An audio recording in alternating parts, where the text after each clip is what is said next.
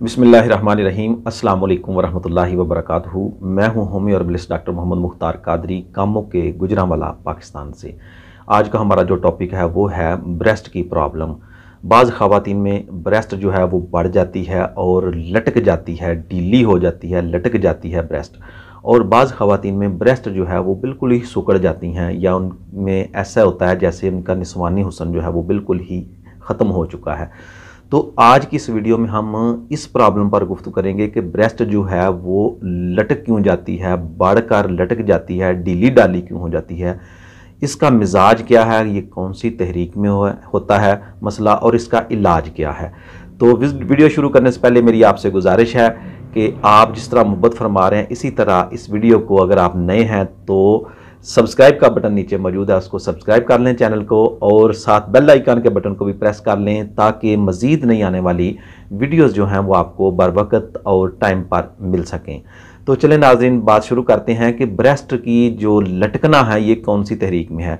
ये असल में मस्तूरात का जो है, औरतों का जो मिजाज है वो गुद्दी उजलाती या गर्म खुश्क मिजाज होता है। तो जब फितरत है, जब भी कोई हम जब मिजाज फितरत से हट जाए, गैर फितरी हो जाए, तो कोई ना कोई मसला जो है वो पैदा हो जाता है। तो मिजाज ऐसी ख़वातीन का जिनकी ब्रेस्ट जो है वो लटक जाती है, ढीली हो जाती हैं ब्रेस्ट जो है, तो ऐसी ख़वातीन का मिजाज जो है वो असाबी उजलाती हो जाता है। वो ज़्यादा तरी सर्दी वाली चीज़ें इस्तेमाल करती हैं, जैसे बादी चीज़ें, चावल है, बोतल है, इसके अलावा मशरूबात हैं, ठंडे मशरूबात जो हैं, इस तरह उनका जो इस्तेमाल है वो जिस्म में बहुत ज़्यादा बढ़ जाता है, जिससे जो ब्रेस्ट है वो ढीली हो जाती है, लटक जाती है।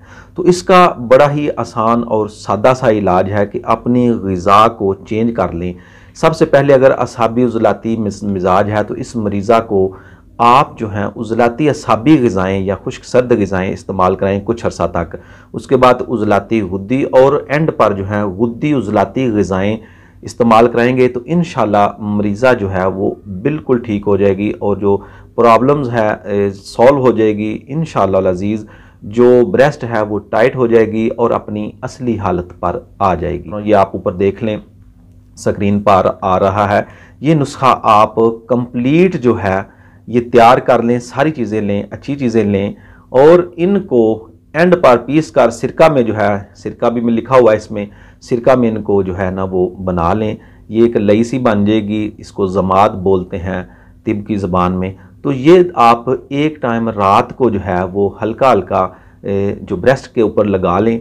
इंशाल्लाह इसके 10-15 दिन के इस्तेमाल से ही इंशाल्लाह बेहतरी आना शुरू हो जाएगी। तकरीबन इसको 1 माह तक इस्तेमाल कर लें, ब्रेस्ट जो है अपनी असल हालत में आ जाएंगी। ये था आज का नुस्खा। उम्मीद है आपको पसंद आया होगा। पसंद आए तो लाइक कीजिए, दोस्तों के साथ शेयर कीजिए। इंशाल्लाह मिलते हैं मज़ीद किसी नई वीडियो में नए टॉपिक के साथ। इजाज़त दीजिए। अस्सलाम वालेकुम वरहमतुल्लाहि वबरकातुहू।